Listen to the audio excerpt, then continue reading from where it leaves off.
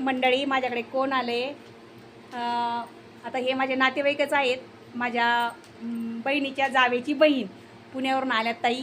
आणि हे बघा मला काय गिफ्ट आणलं, इतकं सुंदर एक देवाचं ताट आणलं आहे आणि अगरबत्ती लावण्याचं असतं ना ते पण आणलं ना. आईसाठी सुद्धा साडी आणली माझ्या.